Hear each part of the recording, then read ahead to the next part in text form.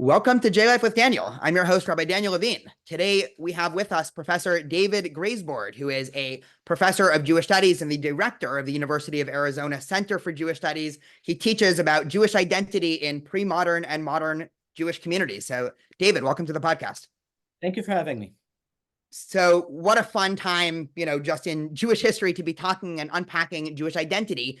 Your research goes both back to the Inquisition, late medieval Spain and Portugal, and also touches on a lot of modern Jewish identity, both between Israel and the diaspora. Let's start historically, because when I reached out to you, I told you, and I'll shout this out for listeners and attach the article, I've been teaching a course on American Jewish history, and for the last couple of years teaching it, I've always included your article, Men and Women of the Nation, to try to unpack the complexity of Jewish identity, really, as you trace, born out of the Inquisition. So let's start at the beginning. For people listening to this podcast that vaguely know what the Inquisition was, but don't really have the firm historical backdrop, where would you start in terms of painting the historic picture? How might you trace, say, if somebody takes a time machine to 13th century Spain and then re-enters a time machine and goes back to 16th century Spain, how might Jewish identity have shifted and why?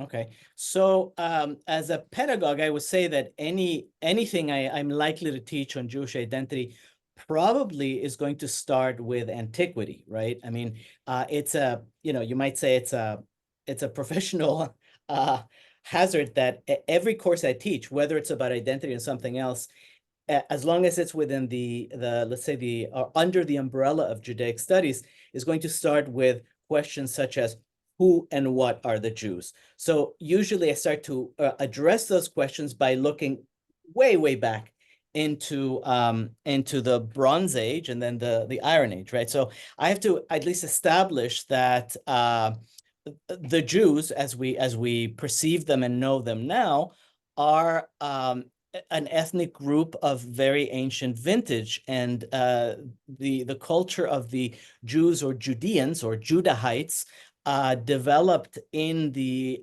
what Jews traditionally call the land of Israel, which they inhabited for very long, not always as an independent, as an autonomous community, but certainly as one that aspired to be, at least aspired to be independent. So I would start with that, and then try to trace how or various phenomena that tell us about how Judahite identity has evolved, particularly as the Judeans themselves became dispersed and had to live under very diverse conditions in different times and in different places, right? So ultimately, this would lead me to address questions of continuity and discontinuity. What in the, let's say, the Jews of the Iberian Peninsula in the 13th century is like, what the Jews of the first century CE experienced in their own lives, and what is different, what is unique to the Iberian Jewish experience or experiences that is worth looking at in order to identify points of inflection, or at least the beginning of very significant changes in the ways not only that Jews regard themselves, but how they are regarded and how they shape their lives.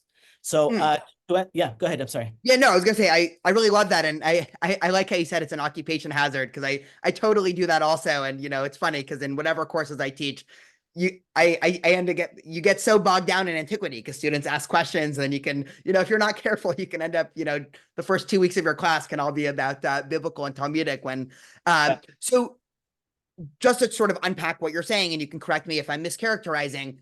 At the outset, obviously there's a lot of murky ancient history once we go back to the Bronze and Iron Age, but really Judite or Jewish identity emerged really tribal, or what we might call ethnic, obviously with an attachment to a land, obviously with some sort of, internal religious sentiment that might have, developed bottom up. By the time there was the Great Dispersion, whether or not you want to talk about, the Babylonian exile in the 6th century, or really just go straight to the Roman exile and the Bar Kokhba revolt, Jewish identity at some point had to almost morph from being primarily ethnic to almost becoming more what we might call a religion. You know, could probably trace that back to also parallels to Christianity and Jews having to demarcate their identity as a religious group of ethnic Jews that are also not Christian. You know, there's a lot of interesting conversations there. By the time we do get to the 12th century and Iberian Peninsula, before this is again before the Inquisition, before the Christian world really took over most of Spain and Portugal, there is Jewish identity primarily religious? Does it even make sense to use those terms, or how might you define it? Yeah, so a great question. I would say that as your question already implies, that we have to think very carefully. We have to look carefully at the terms we use. I mean, I think religion and ethnicity are terms with which we are relatively comfortable today, because in our social reality, they are more or less clearly demarcated. You know, you can say, well, I am a Nigerian, that's my ethnicity, and I'm a Christian or I'm a Muslim and something like that. And the two are, not that they don't overlap, but they don't have like significance to the individual at the same time. But, we can see them as conceptually separate. For all pre-modern Jews, with the interesting exception of the new Christians population we can talk about in a moment, I think the continuity between what we would call religion and ethnicity was so vast, so significant, so deep, so so basic, that to use ethnicity and religion as analytical terms is something that is merely something that we have to do in order to translate an early historical experience into our terms. What I tend to do in a provocative vein, if you will, is to say, well, what the pre-modern Jews, let's say Jews before the 19th century, what they had was not a religion. If by religion we mean a very well organized system of theological ideas and rituals of God worship that are intended to somehow realize those ideas. Jews really didn't have that. What they had was a comprehensive way of life. They didn't call it a religion. They didn't call it Judaism.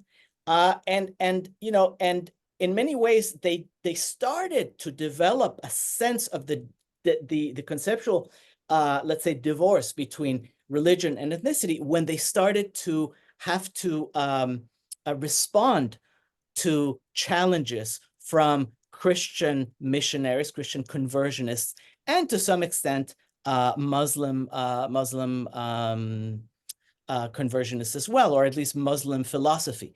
Yeah, so or I should say Greco-Arabic philosophy.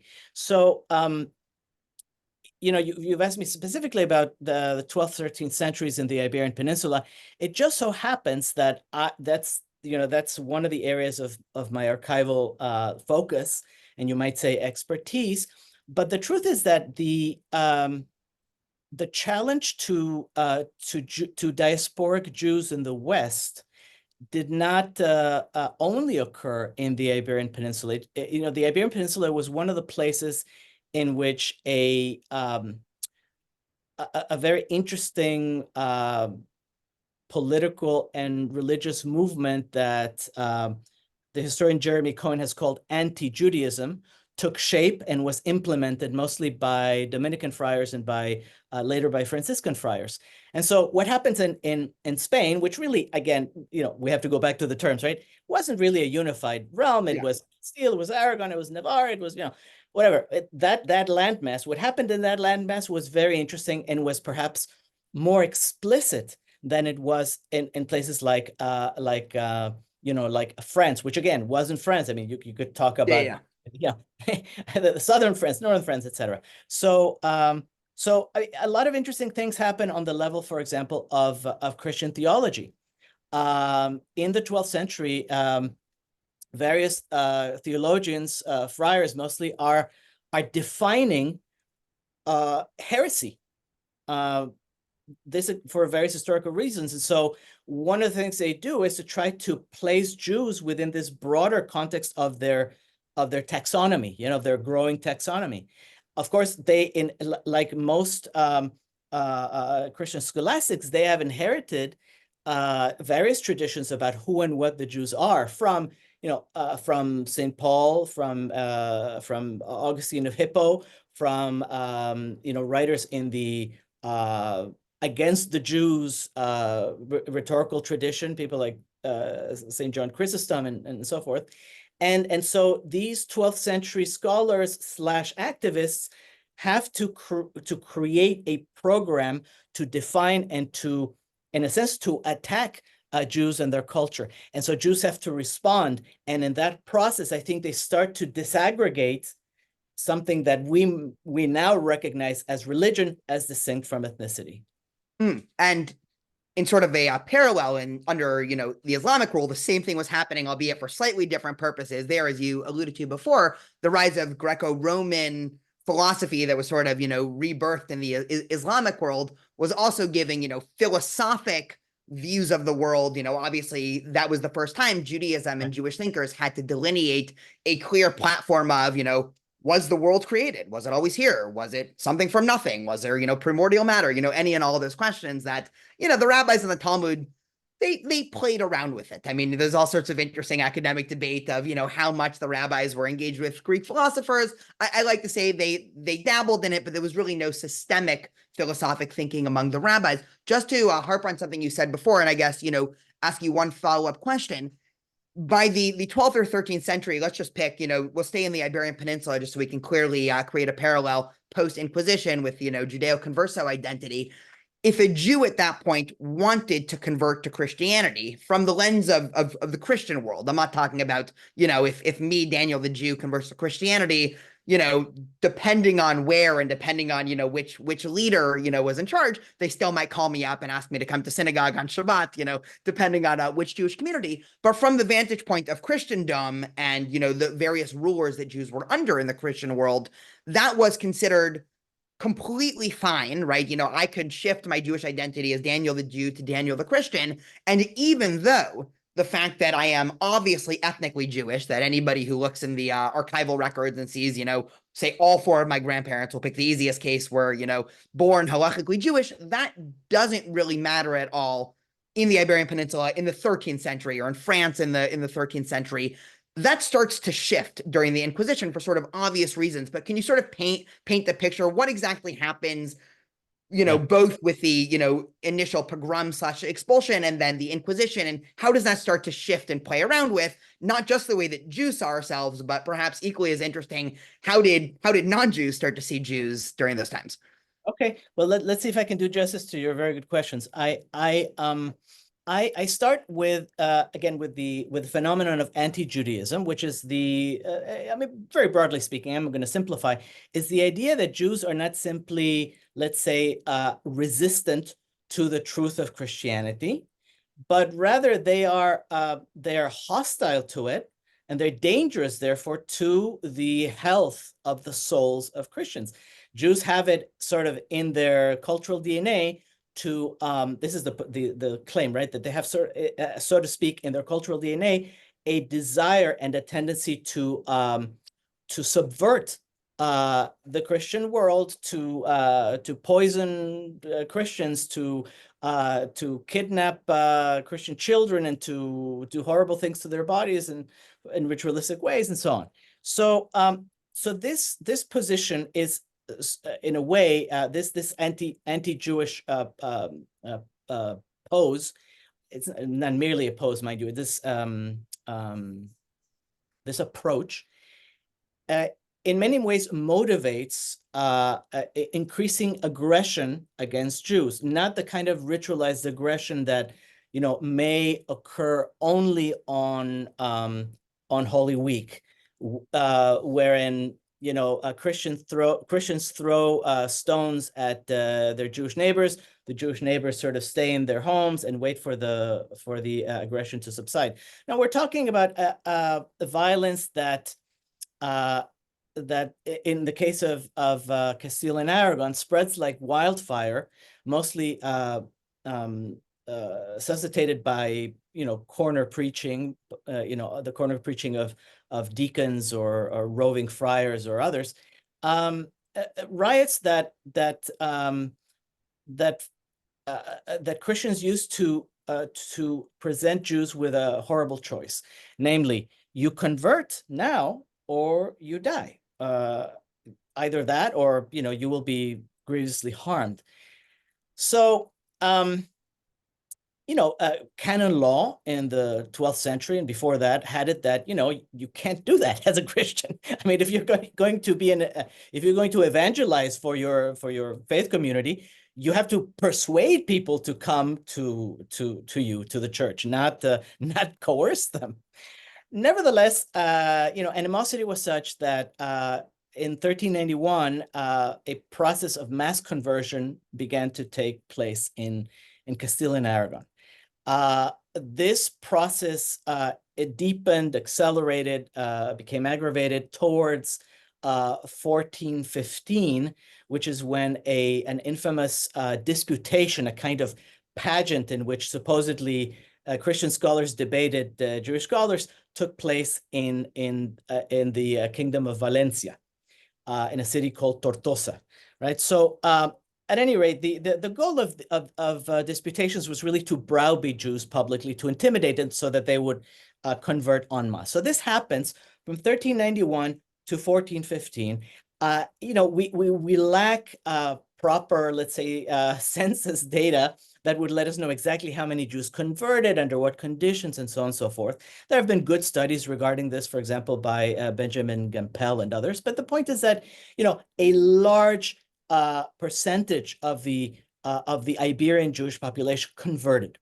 Now, often this meant, for example, that, one afternoon, the rioters came to town, and in your Jewish or predominantly Jewish street, some of the residents converted, and others, including, their spouses, cousins, whatever, did not, right? So then the rioters leave, and you end up with a very strange situation, right? In which, let's say, half the residents of the affected street are nominal Christians, at least, and half of them remain Jews.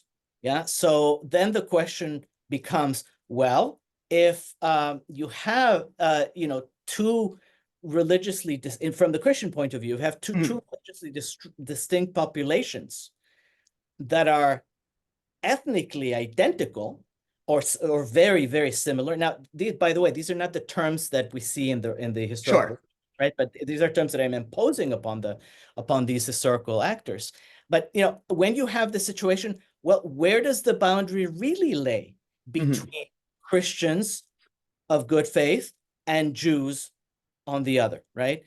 You might say, and I've written this several times in several articles, that Iberian Christians who promoted and who participated in the conversionist campaigns were victims of their own success, because anti-Jewish animus had essentially convinced them it is intolerable to have Jews around. They have to surrender their culture, and once they surrender their culture, great, we can integrate them into our society, and they can be good Christians. Well, as you can imagine, reality doesn't match this rosy view. Yeah, I often give, sorry to cut you off, just one example I remember giving in class, and I actually remember thinking, I gave this while we were talking about your article, and I remember thinking in real time, I wonder what David would think about this analogy. I didn't say that to the students, but, now that I have a chance to ask you, I'll give it.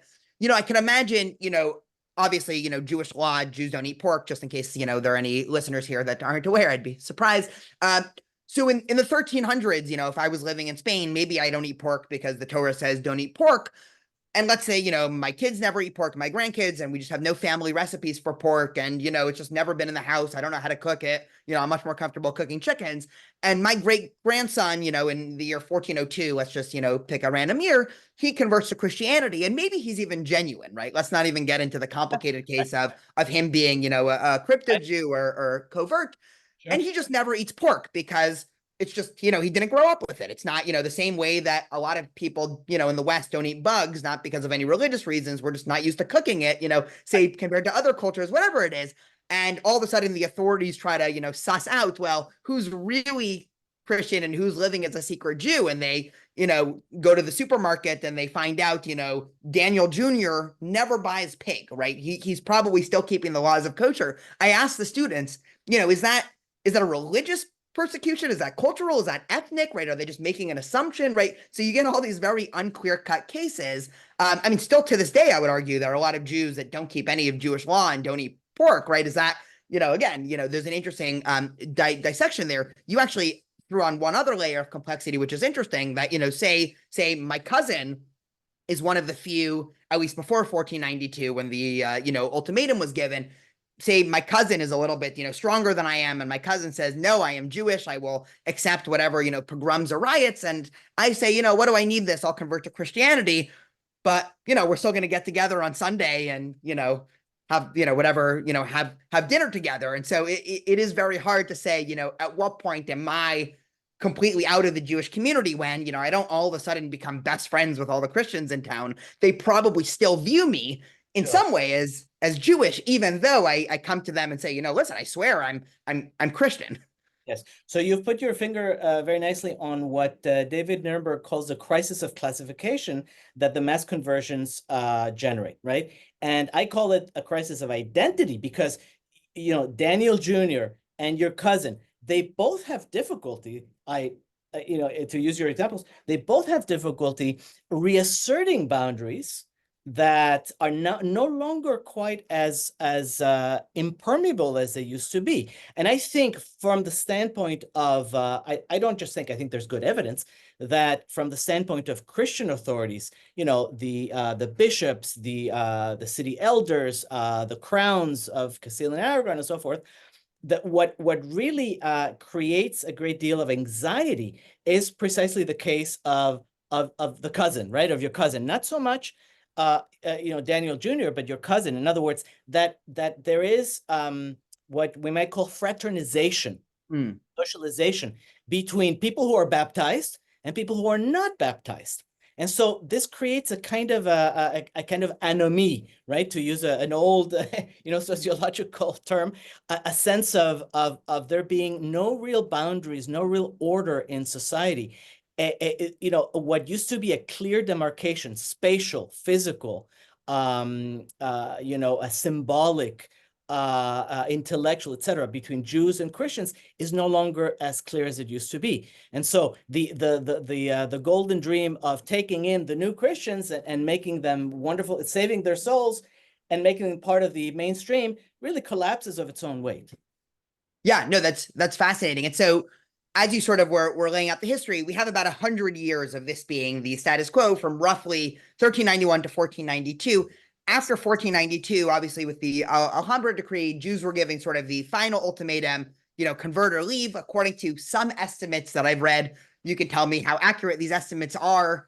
The numbers given, at least when you Google it, is 100,000 Jews decided to leave. They, of course, went, southwards to North Africa. Some of them actually came, westwards to the Americas. Some of them ended up northwards to the Netherlands and other places. Some went to Portugal to only get given the same ultimatum a couple years later. But about 200,000, according to estimates, actually stayed. And either, and this is sort of probably the impossible task of a historian because they were hiding it, some percentage of those 200,000 genuinely converted. And by that, I don't mean they probably didn't suddenly come to the theological realization of the tenets of Christianity, but they were willing to basically, move on from their Jewish identity for the protection, political, social, economic, and some percentage of them, became Judeo-conversos or crypto-Jews or, in the sort of negative terminology, Marranos. Is that even so clear cut? I mean, in the example, what I always think whenever I give that number is it doesn't really seem like a binary, because I could imagine right now, I get to know a lot of, young Jews that are still in the age of exploring what Jewish identity means to them. And if they were all given an ultimatum, like this, I could imagine most people I know converting. But I could imagine even within that, there being a whole range of how people try to continue their Jewish practice. I mean, I know you've written a little bit about the psychology of the, Judeo-conversos, but what was sort of some of the thought processes that they were going through? Were there factors, economic, social, political, that were at play there? So let me address 2 points. First, you were referring to the numbers of Jews who either complied with the expulsion decree, were driven out, or actually stayed and converted for various to various degrees of genuineness, right? So I happen to be something of an agnostic with respect to the numbers, just because you're right, the numbers are very hard to, first of all, to come by and then to estimate. But there are very, very serious and good attempts to grapple with the overall demography of these phenomena. One notable example is quite an old book by Chaim Beinart on the expulsion from Spain. It's an enormous book, and Beinart's interpretations I don't typically agree with respect to crypto-Judaism, but his mastery of the archives and of the ancillary documents is fantastic. So if anybody's interested, you can look at his estimates and his hypotheses and make up your own mind. Now, that's one point. In many ways, the more interesting question for me is the one that you posed second, which is, what is, if I may try to reframe it, what is the range of attitudes and behaviors that attend to conversion, right, and to its immediate aftermath? So there, I mean, I can only say that it's perilous, as I think you've already intuited, to draw very sweeping conclusions. You can make some generalizations, but the data are scanty and they are compromised. So how do we know what people did? Well, we know from a couple of sources, different types of sources. Number one, of course, we know from people who were arrested by order of the Inquisition and interrogated on their real or supposed behavior. So that's one kind of source. Another source is Jewish, and it consists, for example, of a responsa, right, that rabbis might issue in places like North Africa, even Portugal early on, and so forth, grappling with the question of the immigrant's identity, right? So a typical question was, well, I didn't convert, but my spouse did. So, gosh, is my spouse a Jew? In other words, which has a very strong, practical implication. If the spouse, who is not likely to return or to even be heard of again, is not a Jew, then I may remarry. If the person is a Jew, halachically, then gosh, how on earth are we going to obtain a get if it's a man? Or what do we do in the case of, if it's a woman, is the husband still tied in some fashion? The children of converts, the grandchildren, all this becomes a really again, a very fraught field of decision making, and so that's another type of source, right? Responsa. And then there are the various sort of you might say secondary, tertiary types of evidence which attest at some level to the lives, the experiences of these converts and their families. One type of document that Elazar Gutwirth and David Nuremberg have found very illuminating, which I've used thanks to their work, is letters of introduction that Jews, unconverted Jews within the peninsula, issue concerning their fellows. Some of them are converted, some of them are from families in which they're converts, some of them are converts, right? So what do they say about these people? How do they approach them? Do they approach them as meshumadim, as renegades, as contemptible renegades? Do they call them anusim, people who have been forced and who are essentially tinokot shenishbu, right? Sort of innocent victims of somebody else's nefarious designs, and therefore not culpable if they misbehave, if they break halakha, and so forth.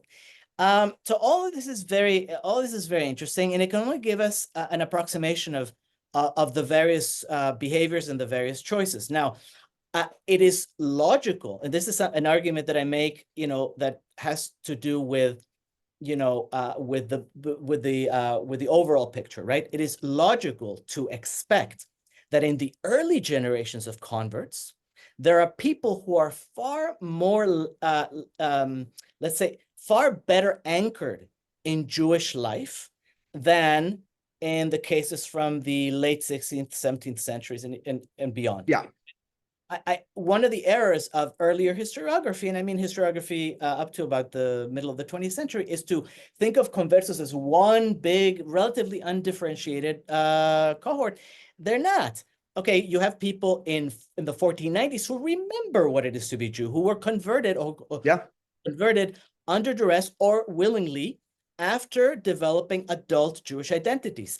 In that same cohort, there may be children who have been baptized, and they have no idea or a very faint idea of what it is to live a Jewish life. So the trajectories of those two examples I give might be radically different in terms of self-concept and behavior, and yet, you know, somebody hostile, an inquisitor, a denunciator, you know, a board of membership that decides whether, you know, whether the applicant can be part of the group or not. You know, all these actors might treat children converts and adult converts as though they were the same, right? Or fundamentally the same, and that of course, you know, is an anthropological mistake, it's a psychological mistake, but you know, nothing that the late medievals would acknowledge. Yeah, no, that's the last point is what I find the most interesting, at least for the purpose of contemporary Jewish identity, mostly external, right? So I'm not talking about how Jews see ourselves. I'm talking about how does the wider, say, you know, Western world see Jews. And something that I really, you know, appreciated in your article, you sort of alluded to it just now, but just to push a little bit further, is from the point of view of the Inquisitors. So let's just pick another year, you know, let's say the year 1550 now in Spain or Portugal, you know, presumably there are no Jews left, right? They've all left or converted. And yet, you know, everybody knows that my grandson's, you know, let's say grandfather was a rabbi, right? You know, even if my grandson genuinely converted, everybody knows, you know, his grandfather was a rabbi in, you know, southern, you know, whatever, southern France or northern Spain or whatever, you know, 50 years ago. So he is going to be treated differently, not because of any religious or even cultural identity, but because of just a purely ethnic identity. And we can really see out, and obviously it's not as black and white as ethnic, cultural, religious, you know, that granted, but a type of way in which the wider culture starts to see Jews is already starting to shift from it being more of a religious type identity that is dependent on tenets and rituals that could in theory change to an ethnic identity. You know, obviously I don't want to create a pure parallel with Nazism and Hitler, but it is more along the lines of there as seeing Jewish identity as some immutable characteristic of somebody who's Jewish as opposed to something that you can convert out of or change.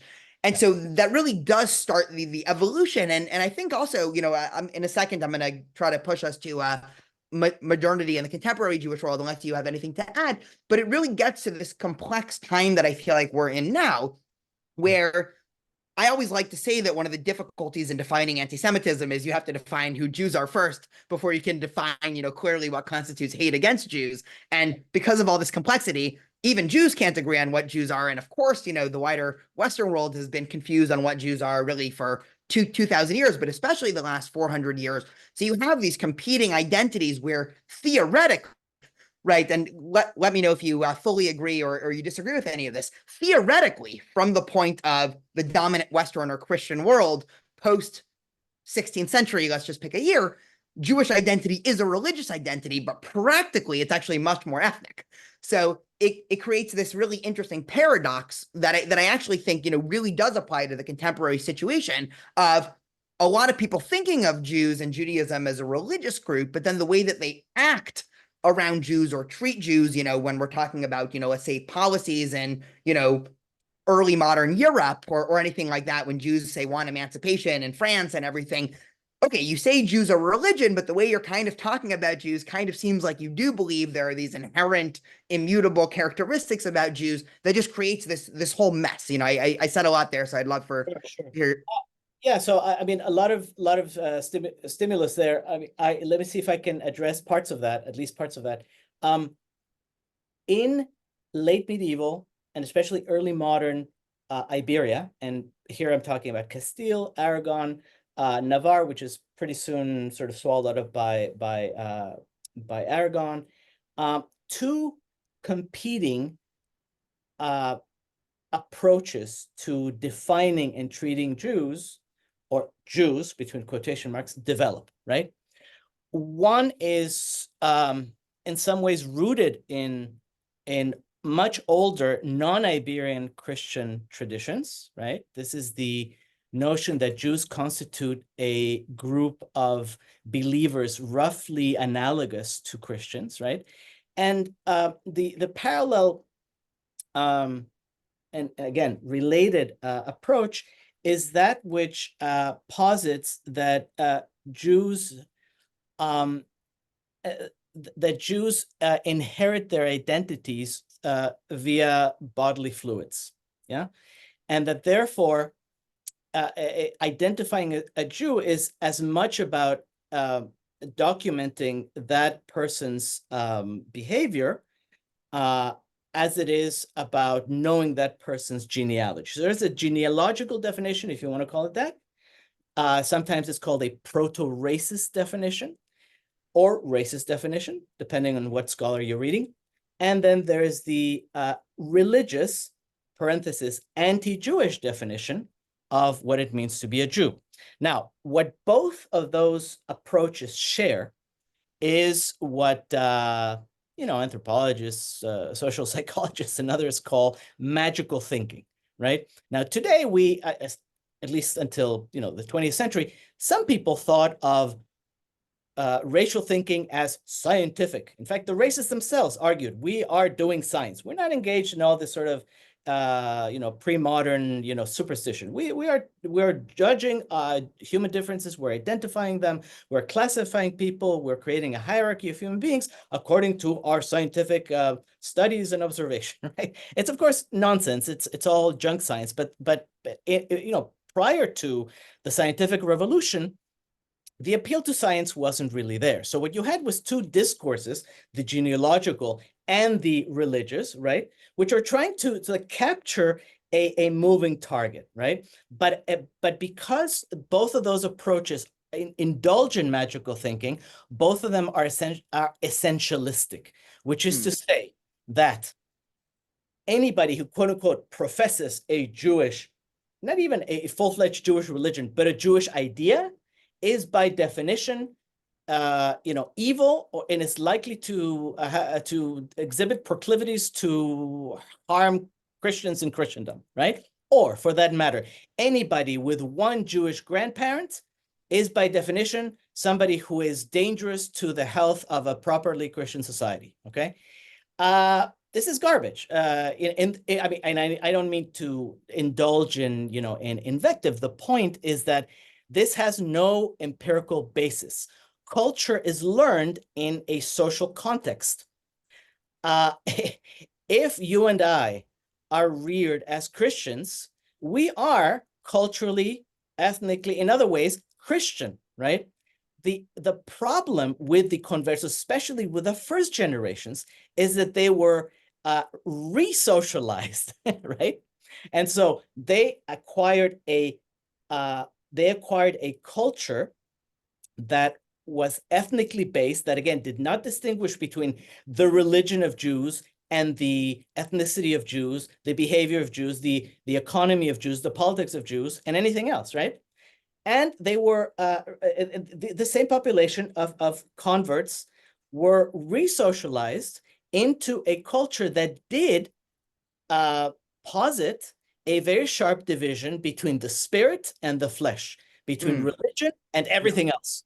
Yeah, and that, I think, gave rise to tremendous confusion, tremendous anxiety among Christians, both among the so-called old Christians, in other words, people who descended from Christians who did not convert, who had descended from other Christians, and some of the new Christians themselves. I mean, among the what you might call the genuine converts, people who, some of whom became bishops, archbishops, so forth, there were those who argued, listen, the essentialist genealogical criterion is bunk. We have to treat conversos with gentleness in order to properly re-educate them. We can't just say that because they have once professed a Jewish religion that they are beyond help, they're beyond salvation. Of course, there was the opposite viewpoint, which is to say that no matter how Christian a converso may look, sound, feel, behave, whatever, that person is still not acceptable socially. It has no hope for being socially integrated at any level. And that is what is later echoed in 19th century racial science. This is the position made most extreme by the Nazis that, it doesn't matter that, Otto Bamberger or whoever fought bravely for the German nation in World War I. This person is a Jew in some indelible physical sense, and to the point that his ethnically non-Jewish wife is Judaicized by having sexual contact with him. This is, again, a form of essentialism that is allegedly scientific, but that really has its roots in the, at least notionally, in the earlier Iberian definition of pure blood versus infected blood. Sure. And to make matters a little bit more complicated, just to add one other, interesting tangent, within Jewish tradition, there's also a notion of engaging with essentialism, obviously not in a nefarious way, the same way the anti-Semites do it, but say, one of the most fun, compare and contrast of medieval Jewish thought is, Maimonides to Judah Halevi. Judah Halevi, who's operating, right there, pre-Inquisition, but, the, 12th century, right there in Christian Spain, is engaging with inherently essentialist notions of what it means to be a Jew, based on, he actually presents the most extreme position given by any pre-modern Jewish thinker on conversion, which is, just for listeners, from Talmudic times, or really, in theory, since the book of Ruth, Judaism has allowed somebody to convert, even though Jews saw themselves as a people. A conversion to Judaism is more like an adoption, say, you're not converting to a religion, you're joining a family. And so it was sort of taken for granted and assumed by all the rabbis in the Talmud that, if person A converts, they are fully Jewish. You're not even allowed to remind them that they converted, blah, blah, blah. Judah Halevi in his, magnum opus, the Kuzari, explicitly tells, this, imagined king of the Khazar in the conversation, actually, if you convert, you can be almost as good as, he doesn't use the term genetic, but you can be almost as good as somebody who's ethnically Jewish, but never quite like that, because you actually don't have the DNA of the Jewish people dating back to Sinai. So it really adds a layer of complexity. The last thing that I just want to say, and then, I would love to hear your response, and then we can maybe just for the last couple of minutes move on to, how this operates in the contemporary Jewish community. We didn't even get to talk about Israel or Zionism yet. Maybe we'll either, maybe we'll have to talk again, or we can go another 10 minutes. Within modern Israel and modern Jewish identity, you also have fascinating cases where, I remember, there was one famous case of a woman who went through a difficult divorce and actually converted, she converted to Christianity, went through a divorce, and then decided she wanted to convert back to Judaism. Before trying to convert back to Judaism, she applied to right of return to try to live in Israel. Now, Israel, right of return, it's governed by the secular laws of the state. And one of the rules is if you convert out of Judaism, you're not eligible for right of return. So she goes to the Israeli government. This is either in the 60s or 70s. I'm sure you have a better idea of the exact date. And the secular Israeli government says, sorry, we'll say her name is Sarah. Sorry, Sarah, you converted out of Judaism. You're not eligible for right of return. You need to convert. So, of course, Sarah, goes to the ultra-Orthodox Rabbanut and says, hey, I want to convert. I want to live in Israel. And they look at her history and say, Sarah, you're already Jewish. You don't need to convert. And this is, such a funny case, because you have these ultra-Orthodox institutions based off of halachic Jewish tradition telling a Christian who, a Jewish convert to Christianity, you're still Jewish. And the secular Israeli, government saying, sorry, you're not Jewish anymore. All sorts of complexity that I think really is borne out from a lot of the things that you're describing there. Yeah, absolutely. I mean, your reference to Ruth reminds me that questions of cultural porosity, questions of identity, of a boundary setting between the in group and the out group have been part of Jewish life for a long time. I mean, you might view the Book of Ruth as a whole as a kind of I don't want to say a polemic, but certainly some sort of mashal, a kind of gentle argument in favor of you know, the incorporation of ethnic non-Judeans or non-Israelites into the fold, right? And you know, by the same token, we see the parallel definition of different borderlines. I mean, you correctly point to Yehuda Halevi as a kind of as an arch essentialist, and I thought immediately of Yehuda Loib, the Maharal of Prague, who argued in very similar terms that, you know, yeah, you can convert to Judaism. But by the way, it's not conversion, it's giyur, which is kind of naturalization. You can be naturalized into the community, but we who are the original Jews, you know, we have superior spirits or whatever. Yeah, the fascinating thing is how the Hasidic community, I mean, obviously the Hasidic world is not a monolith, but they try to have both at the same time. They do something really interesting, which is say there is something inherent and essential about, say, Jewish DNA, and if you convert, it meant you were really Jewish the whole time. It really meant you were at Sinai. So they Right, exactly. Well, that's why it's important to note that, I mean, I know how you're using the term DNA, but of course, traditional cultures do not speak in terms of DNA. They speak in terms of essences, spiritual essences that either reveal them the truth right now or will reveal the truth later. Absolutely. And by the same token, of course, there's much rabbinic you know, cogitation on the fact that, you know, converts are actually better than rank and file Jews because they have chosen this, they're conscious, they, you know, God loves them more, et cetera, et cetera. So it's very fraught, and I think it's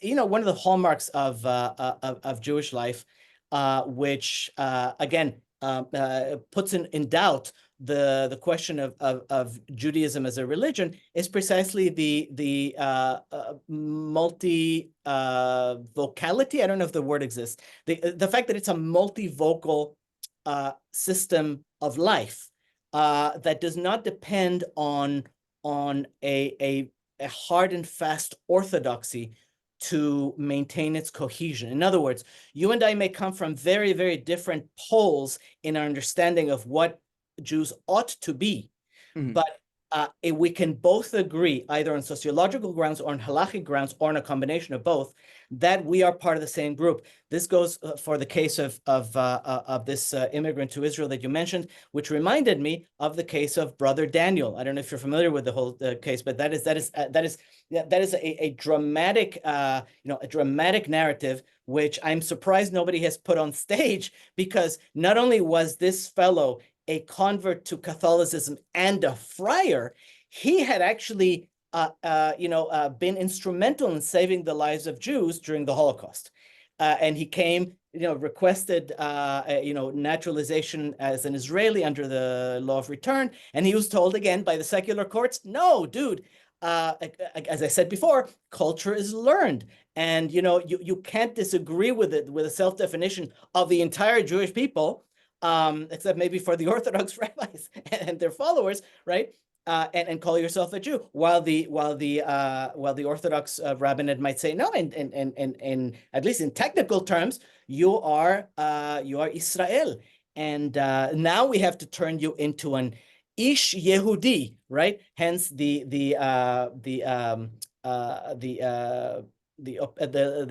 Talmudic opinion to the effect that while Israel is one category, an Ish Yehudi is somebody who denies idolatry and so forth. So, you know, even among the rabbis, the supposed clarity of halacha is not there.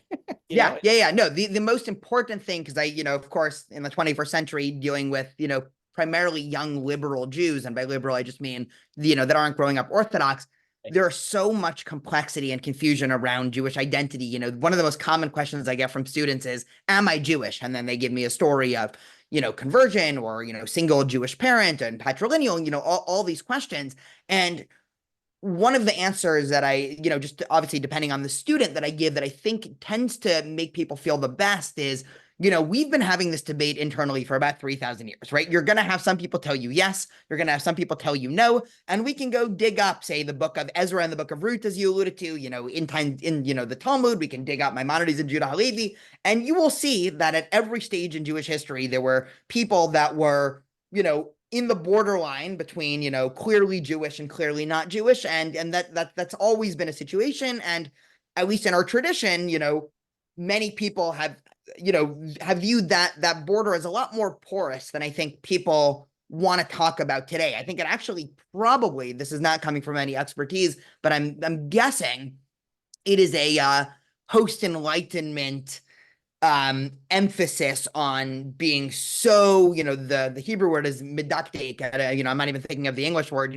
carefully scrutinizing the exact contours of Jewish identity to the point where, if you go to an Orthodox rabbi and ask to get married, they're going to ask for, parents and grandparents and paperwork. And if they're, I'm going to guess some of that, it might have existed a couple hundred years ago, but most of that is a modern construct of obsession with communal boundaries. That's correct. That is, you might say, a chidush, right? The punctilious attention to documentation. I mean, one of my standby lines for various various lectures and so forth is, it's not as though Jews throughout history, from Joe Schmo to Rambam, carried in their back pockets laminated cards that showed their Jewish their yichus, right? Their Jewish genealogy going back to Mother Sarah, or for that matter, to the 2nd century, when the definition of matrilinearity was more or less sketched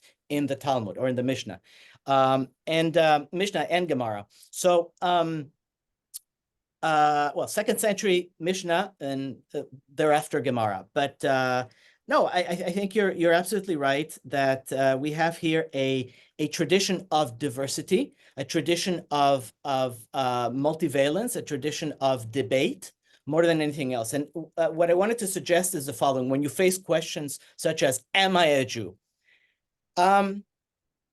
In, let's say, humanistic eyes, in sociological terms, a Jew, as I define a Jew, is somebody who defines himself or herself as a Jew, is so defined by the majority of people who call themselves Jews, and by a plurality, if not a majority, of people who do not call themselves Jews. Okay? In other words, there has to this sort of utter subjectivism. Like I wake up one morning and I'm a dog, or I'm a Chinese person, or whatever. This doesn't work in reality, right? I mean, thank God, we have freedom of speech, freedom of will, whatever. We can regard ourselves however we wish, and no Inquisition is going to tell us, no, you're wrong. I mean, maybe the DMV might have a problem with this, but there's no Inquisition. You're not going to go to the stake for thinking of yourself as a black person when you're white or something like that. Okay, I mean, the Rachel Dolezals of the world, they can be criticized, but they're not going to be, sure. They're not going to be harmed in the most inquisitorial sense. So so there's that, you might say, sociological definition, and then of course there are normative definitions, and one of them is halachic, right? You're a Jew because either you have consciously incorporated yourself in accordance with rabbinic, rabbinic norms, or because you were born to a mother who, as far as everybody else was concerned, was a Jew in good standing. And then there are, there are little amendments to that. For example, a foundling whose basket is found within a predominantly Jewish community, and the baby's bundled a certain way. Well, you can assume that for most halachic purposes, that person is a Jew. So there are all kinds of normative definitions. Another very very pernicious definition, which is also normative, is the racist one, and that is the one that says, no matter who you are, no matter how you've been educated, no matter what you think of yourself, no matter what anybody else thinks of yourself, if I can find some Jew in your familial background, you are categorically a Jew, therefore bad, and you have to be expunged from society, or somehow marginalized or punished or put on a second tier.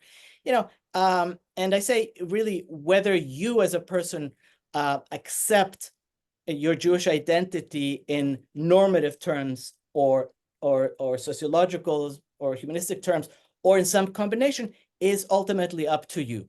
As human beings, we have to come to terms with the communities that we wish to engage. So, for example, if I want to be a very, very, very Orthodox Jew, By the way, orthodoxy is a modern concept, blah, blah, Sure. blah. That's also a post-Enlightenment. I mean, Exactly. that fits right in there. Precisely. So regardless, if I want to do that, then I'm going to have to subject myself to the normative definition of Jewishness found in that community. And it is the community's right to tell me, according to our definition, sorry, you don't fit, Yeah. Yeah. So, okay. So it would behoove me if I didn't, ask you about your latest book and, dipping into that at least a little bit, because there sort of is more of a parallel, I think, between your work on conversos and your work on Zionism than perhaps is obvious. Both are talking about a time in Jewish history where Jewish identity is radically shifting both internally and externally. Yes. How does, in the most broad sense, my listeners, are all well aware of Zionism in Israel, so we don't need to, go to the basics there. In the most broad strokes, how has Zionism changed Jewish identity in the 20th and 21st century?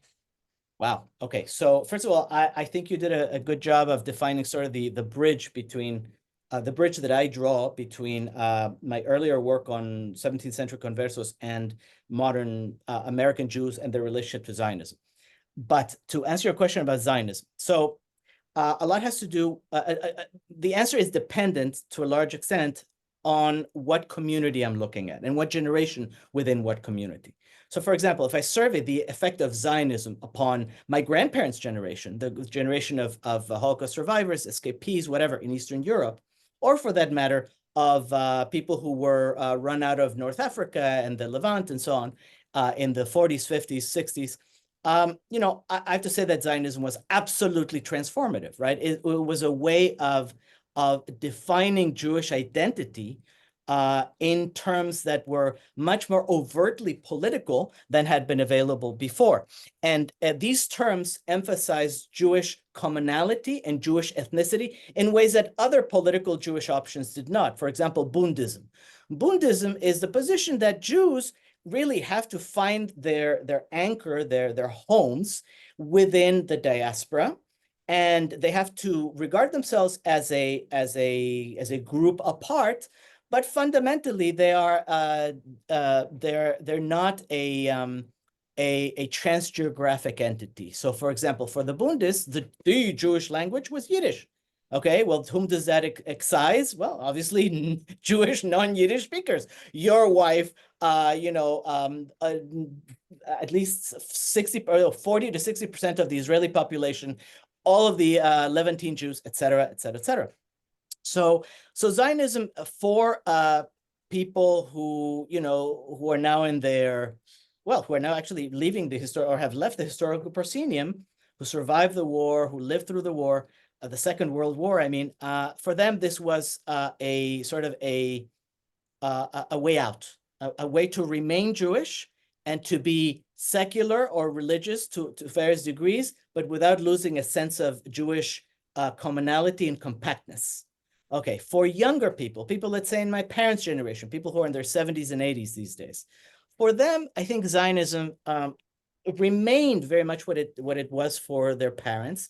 However, in the United States, and full disclosure, my parents did not grow up in the United States, and neither did I, but in the United States, what Zionism meant was a way to assert ethnic pride once religious tradition had sort of fallen away. Yeah. So at a time when, for example, when people were declaiming, Black is beautiful and kiss me, I'm Irish, and so on and so forth, to say, yay, Israel, congratulations on your 1967 dramatic, almost miraculous victory. Mm-hmm. This was a way to re-engage, to feel like, okay, I have an anchor here that does not depend upon my belief in traditional claims. For example, that God created all of reality in 7 days, 7 periods of 24 hours, et cetera, et cetera, et cetera. Or that, for example, that halacha is binding upon me. Okay.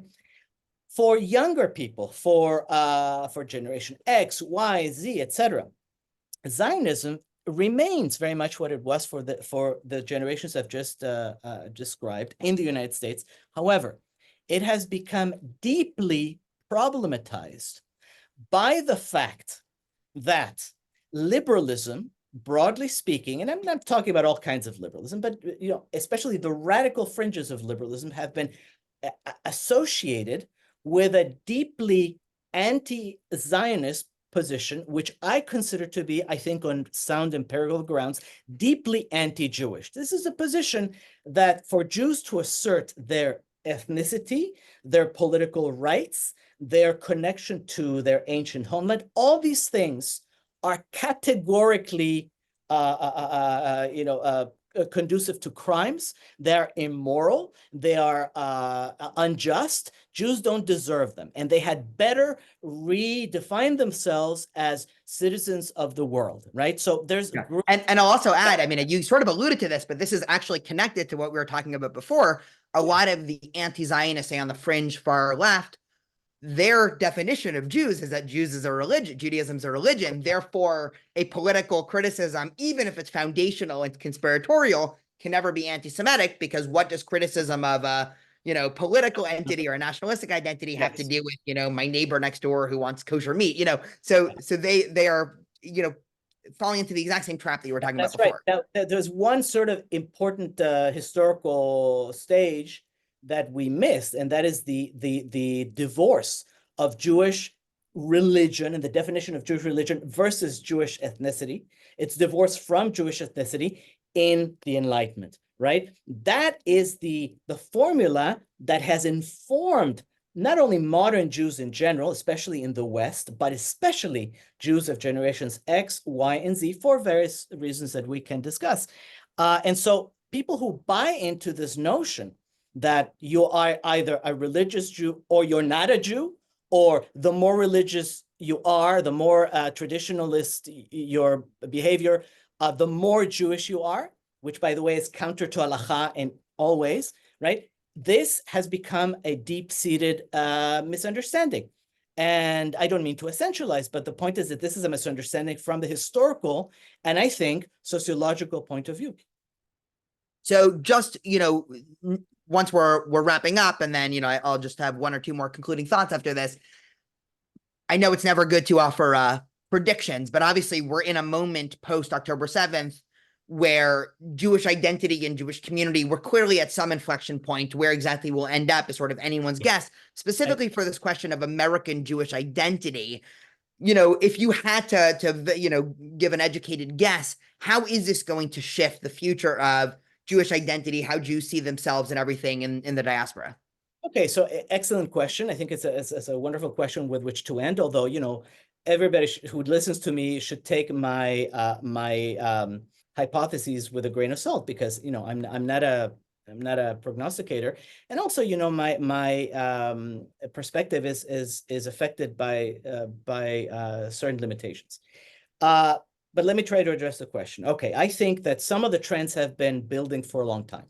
If you ask, if you pick a sociologist, a demographer, an anthropologist who studies American Jews out of the street, he or she will tell you, okay, so there has been a sort of a disintegration of the middle, right?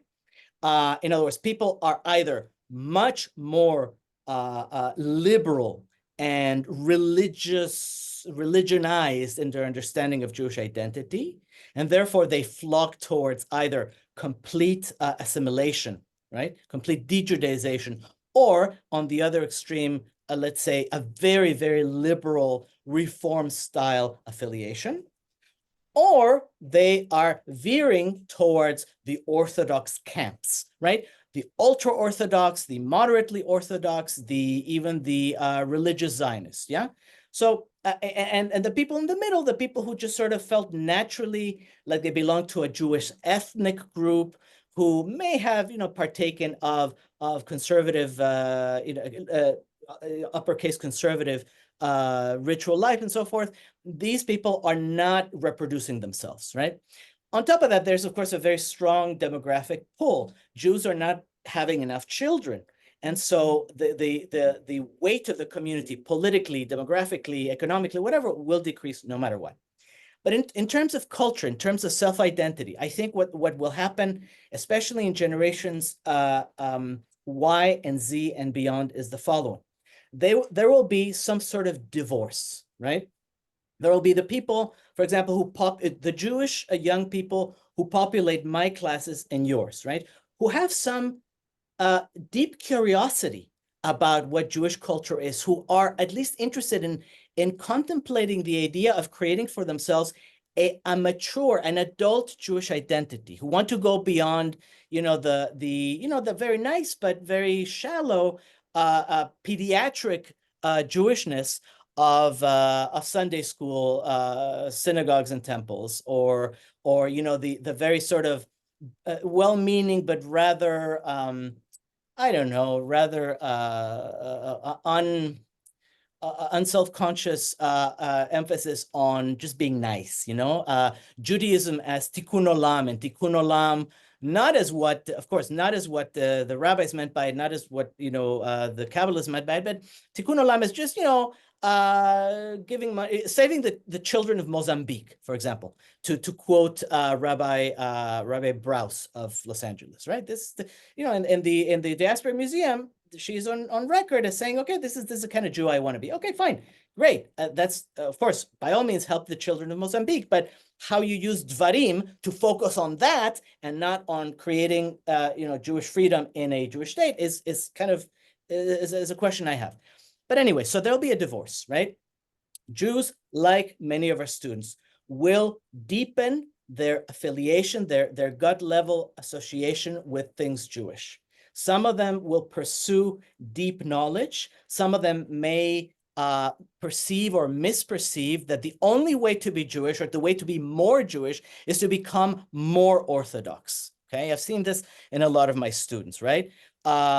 Especially those who feel adrift, or who feel like, life hasn't been satisfying in an emotional sense. They go towards the extremes. Okay, so the ultra-Orthodox will have their own, community framework. They'll be very happy together. They won't engage with the outside world too much, whatever.